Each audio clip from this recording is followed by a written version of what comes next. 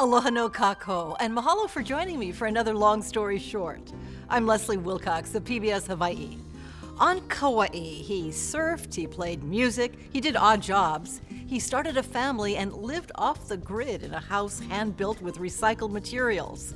Then, in his 40s, he and his wife left their rural lifestyle and began anew. Dr. Carlos Andrade, next. Long Story Short with Leslie Wilcox, produced with Sony Technology, is Hawaii's first weekly television program produced and broadcast in HD. High definition, it's in Sony's DNA.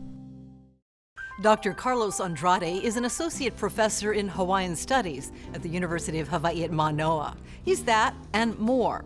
For many years, Carlos the bachelor and then Carlos the family man lived in North Kaua'i in a rustic house with no running water or electricity. He sailed aboard the Polynesian voyaging canoe Hokule'a. He played in a band, Napali, and he wrote beautiful songs, including Moonlight Lady, recorded by Bla Pahinui. Moonlight Lady, eyes dark as the midnight sky, not too many men forget your smile. At the age of 43, Carlos and Maile Andrade traded in their hand-to-mouth life in the country for the halls of academia. Both earned master's degrees, and Carlos obtained his PhD. Every step of the way, Carlos Andrade has learned lessons that he now teaches his students in Honolulu. You know, I graduated from high school. I had gone to junior college. I thought I was, fairly well educated. And then I went out to live with the people on the land, and I didn't know how to do anything except turn pages in a book and push pencil on a paper. And I met men who, they could build houses, they could plant food, they could fish, they could farm, they could hunt, they could fix cars, even though they didn't have the car parts, they'd fix them with cannibalizing other cars. They could build boats, they could do all these things that we never got taught in school. And I realized how much I didn't know. And so I began to, even that's still a little bit late, but I began to try to learn to do those kind of things, to live and work on the land and with the land, rather than in an office or in some kind of a job that said you got to be there 8 hours a day, 5 days a week, that bought all your time. And so I lived, I would work for taro farmers and work for ranchers and work for fishermen, because they always need help. But I told all of them that if I'm there, I'll work, and if I don't show up, there's no strings tied. So whenever I needed a little bit of money, I'd go to work, and the rest of the time I went surfing and played music and did a lot of other things. Learned a lot about Hanalei and Haena and I spent a lot of time with talking to the old folks, because they were the ones that weren't at the daily grind every day when I was around. And I did that until I was 30. So you're 30 years old, you're living off the land by working for others. Mm-hmm. Then I get married and have children. And that's a reality check, right? You have to start supporting your family. And so I began to work at different things, still kind of living that style. My wife and I actually raised our children, all three of our children, and lived in homes that we built out of recycled materials that were off the grid, no electricity, no running water. And we did that for about 15 years, actually. But we also saw a lot of people coming to the island from other places, and they had much more resources behind them, money and family, and they were buying up the land, and prices are going up, and taking the good jobs. And I realized that, having certification of some sort improves your ability to earn a living. When I first wanted to go back to school, my friends said, "You're too old." 43. You're too old to go back to school. Why waste your time, But that hasn't been the case. The world that we live in, it's round. There's no east and there's no west. It's just the world that we live in. But we cannot ignore the fact that we live in a system that we don't necessarily have to agree with, but it exists.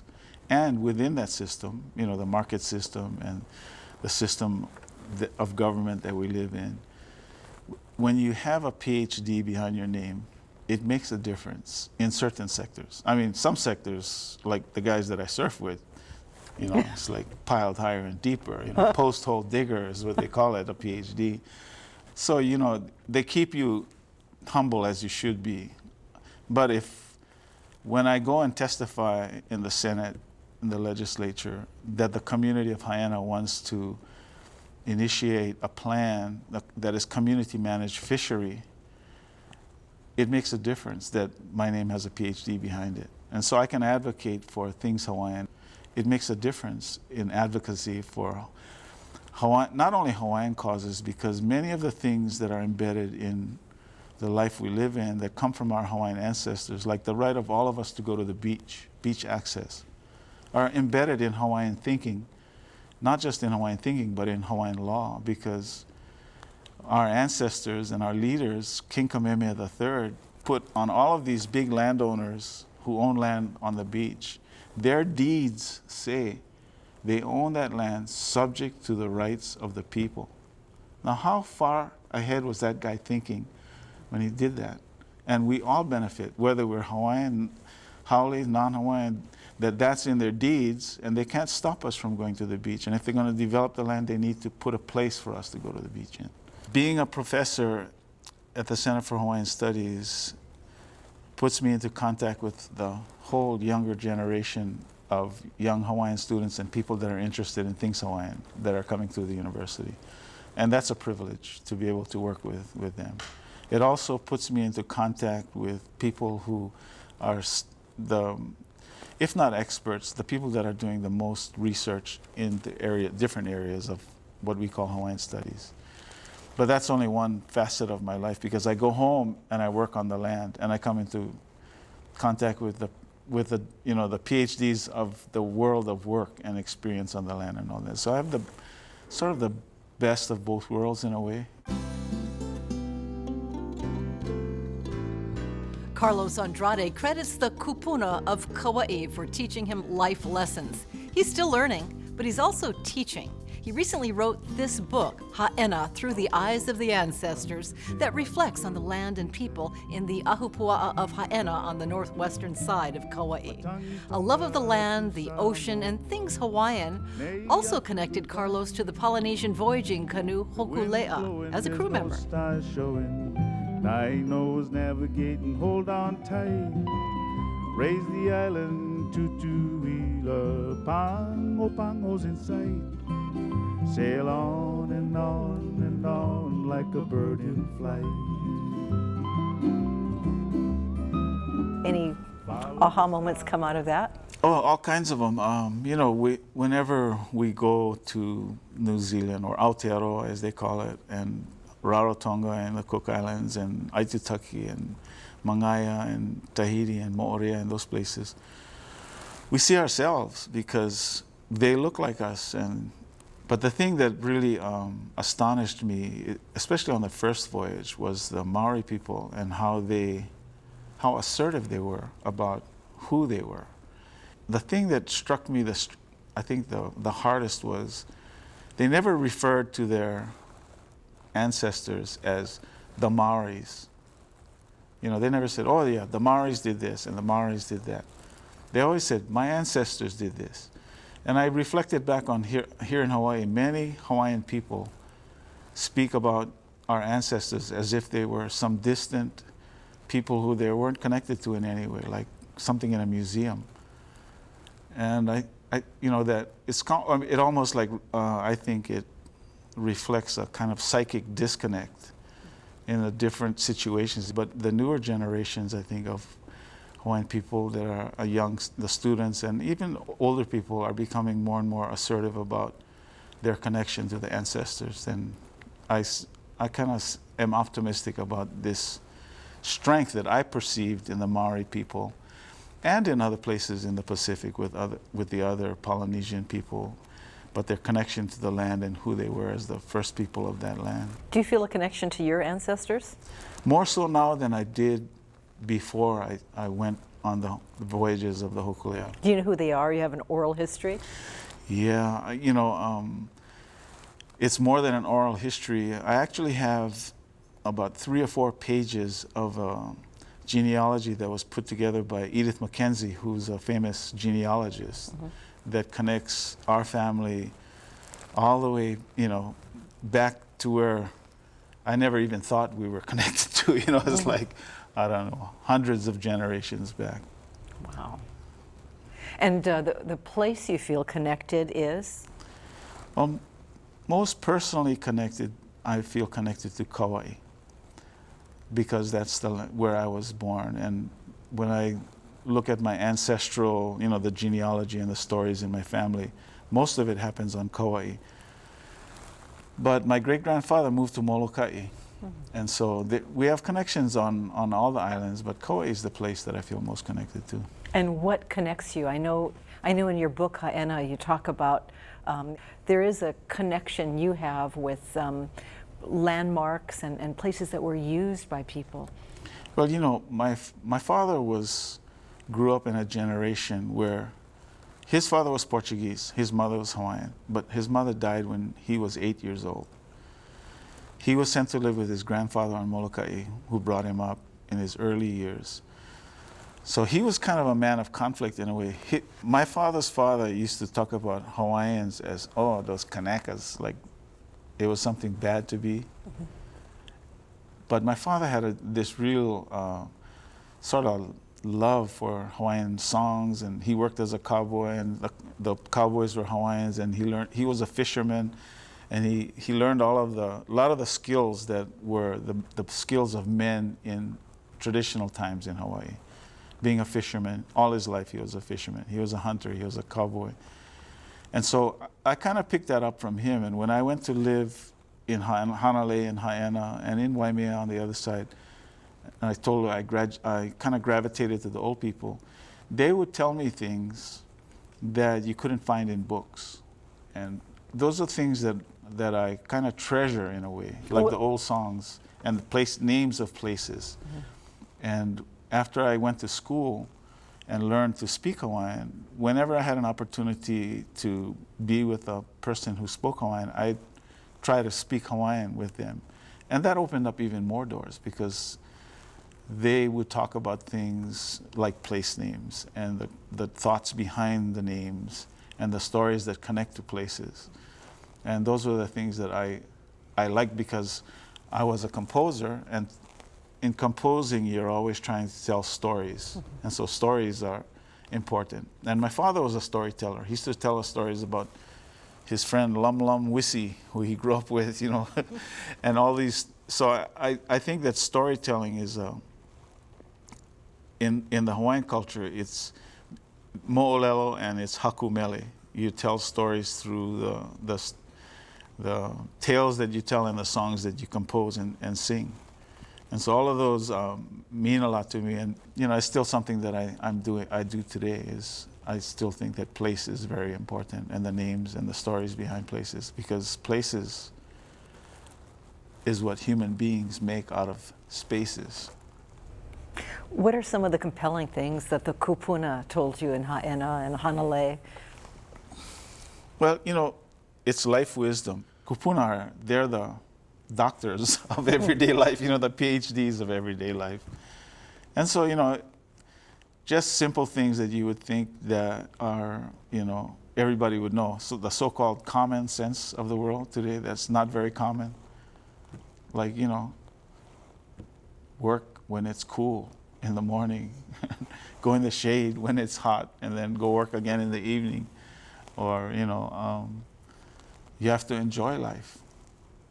It's not all work. You got to enjoy every minute. You don't know when, it's going to end. Just little things like that. And then practical things like just take enough to eat. Leave the rest there. If you take from someplace, put something back. If you go in the mountains and you take taro, plant taro back there. You have this whole culture of accumulation and extracting from the world as much as possible. And then, sort of in between all of this is this wisdom that sits with the elders about, just take enough.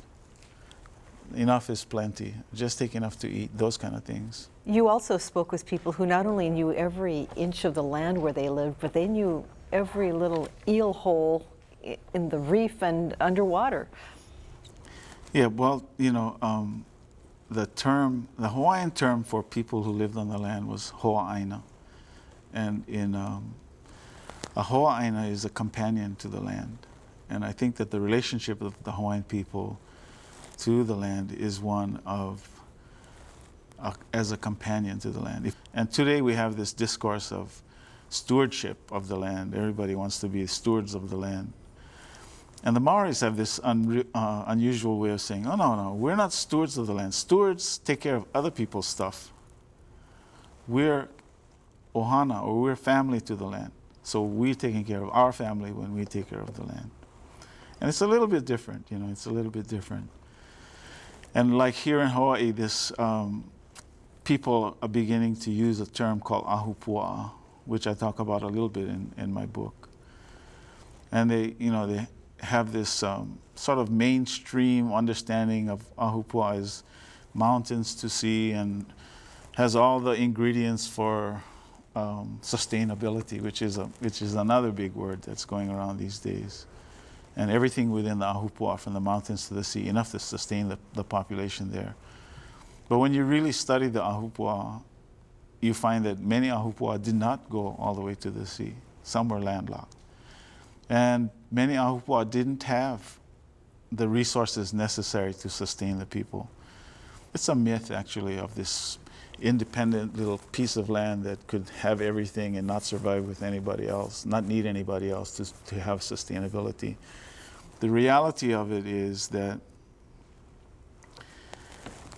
there was that sort of, I call it the vertical dimension in the concept of the ahupua'a, from mountains to sea and out into the sea in front of it. But there was also an equally important horizontal dimension, and it's echoed in the sort of philosophy, unspoken philosophy that Hawaiian people have about aloha. It's a reciprocal thing. Haunani-Kay Trask says it very, very explicitly when she says, aloha is a two-way street. And when I began to study the language, the traditional greeting between Hawaiian people when they met each other was aloha kaua, which means the two of us. Not aloha oi, it's aloha kaua. When we come together, because we have a reciprocal good relationship, and aloha is created because of our coming together. So I think to apply that to the ahupua'a and the concept that people like to study and would hope could exist in Hawaii today is this idea of reciprocity, where we need each other to survive. All ahupua'a need their connections to other ahupua'a. You heard Dr. Carlos Andrade call kupuna the doctors of everyday life. He respects their wisdom without any paperwork, any palapala attesting to their knowledge. For himself, he went out and got palapala, a PhD that's a stamp of knowledge in a very different Hawaii. He says it gives him credentials as he advocates for Hawaiian thinking. There's an anger in your book about globalization, homogenization, mainland people coming in and deciding they're going to duplicate what they had where they're from. It's not. I don't see it as an anger as much as a critique. All of these things. I think that's one of the sort of benefits or blessings or whatever you want to call it about being in a university, is because the university, of all these institutions in our country, is the place where ideas are meant to be voiced. As long as you can back it up with research, you can voice your ideas and critique anything. And I think for Hawaii itself, the critique against people who come here and want to change this place into something that mirrors where they come from is a valid critique. Because, like say for instance, language. Hawaiian language, this is the only place in the world where we have native speakers of the Hawaiian language. Like if you were Chinese and you wanted to learn, and you grew up in Hawaii and of Chinese ancestry, you could go to China and learn Chinese. But if you grew up as a Hawaiian here, where do you learn Hawaiian? There's only one place in the world, here. And yet every year there's less and less and less native speakers. They're not protected. I mean, we protect the turtles, but we don't protect the Hawaiian people. We protect the trees, but we don't protect the Hawaiian people.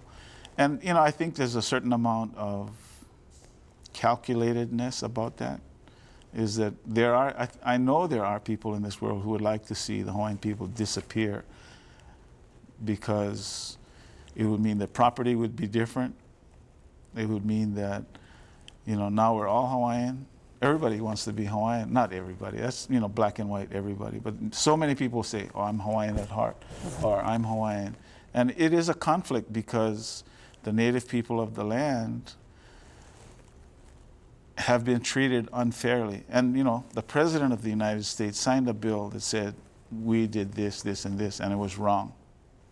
And it's kind of like somebody stealing your car and says, I stole your car. And they drive by every day in your car and wave at you. You know? And I think that, you know, that point is going to bother people for a long time. Some people more than others. But of course, the critique that I give in my book is kind of pointing to the fact that this is going on. It's like the 800-pound gorilla that sits in the corner, but nobody wants to really deal with it in a fair way. They just want to see it keep going the way it's going. I think it should be, you know, treated differently. How do you want to see it treated? With reparations? With what? Well, impossible dreams, right? I mean, 43 years old, you're going back to school to get a PhD? Never happened. You're too old. Impossible dream. Hawaii as an independent, neutral nation, deciding its own fate, politically, economically, and every other which way. Impossible dream. But the great Iron Curtain, the wall in Germany, was an impossible dream. The nation of Israel was an impossible dream. There are many impossible dreams that can happen. But in our case, I think the only way it can happen is that people need to realize that aloha is a two-way street. They have to recognize what is going on and try to work and agree to fix it. If people don't agree to fix it, then it won't get fixed. It'll just get masked. What does that separate nation look like to you? Well, I can't say what it would look like, but we could start where it was ended. And then from there it goes, because every nation evolves over time. The United States today looks very different than it did in 1776 when it was born. Mm-hmm. And it continues to change. So who's to say what it'll look like in another 100 years? Mm-hmm. Non-Hawaiians have been here for how many years? Since 1778, Captain Cook came. 1898 is when the United States basically took away our independence as a nation. Annexation. So that's a little over 100 years. If we gave people 100 years to take care of their affairs, either to decide to be citizens of the Hawaiian nation, an independent Hawaiian nation, or to liquidate their assets and go to the nation wherever they wanted to be, or to live here as foreigners do, because foreign people live in the United States it could happen. I mean, theoretically, it could happen.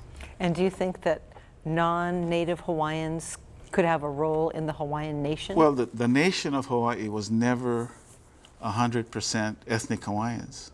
They were citizens, just like the citizens of the United States of every ethnic background say, I pledge allegiance to the United States of America.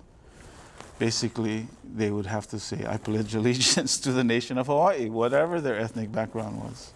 So you're saying, I'll give you guys 100 years head start, and then we're having a Hawaiian nation here. No. I'm saying that it's possible to do something like that, given the time, so people don't get rushed and people don't get things taken from them that they shouldn't be taken from them. That if people would agree to it, they can choose to go where they wanted to be and be citizens of the nation that they wanted to be. But, you know, it's up to people to do it. I don't think anybody should force it. Given enough time, people can do it peacefully, but it needs a commitment that, you know, we've seen commitments before historically. As long as the grass will grow and the rivers shall flow, in many of the treaties between the independent nations of America and the government that we know as the United States of America. And if that commitment is made, we'll find a way. What will that take, though? Aloha. Genuine aloha, you know, two-way street. That's what it'll take. And that's Dr. Carlos Andrade's view. He's making his voice heard in a long-running, important conversation that continues in Hawaii. Mahalo piha to Dr. Carlos Andrade and to you for joining me for another Long Story Short. I'm Leslie Wilcox of PBS Hawaii. Ahui ho kako. Long Story Short with Leslie Wilcox is produced in HD by PBS Hawaii with Sony technology. High definition, it's in Sony's DNA. You're credited with naming a surf spot, Bobos. Yeah, well, my friend that I first surfed there, as far as anybody knows, we were the first ones to surf there. His name was Bobo, so we called it Bobos. No, that was where Taylor Camp was, right? The nudist colony? It was close by, and there was a woman named Bobo who used to frequent the shoreline there without any clothes on, but that's not who the break was named after. My friend's name was Stanford Morinaka, and his family called him Bobo, so we used to. And did crowds follow you to Bobos? No, not that day. Just the two of us surfed there. What kind of a break is it today? Is that a popular break? It's kind of a secret break today, but it's a great wave. It's one of my favorite waves on Kaua'i.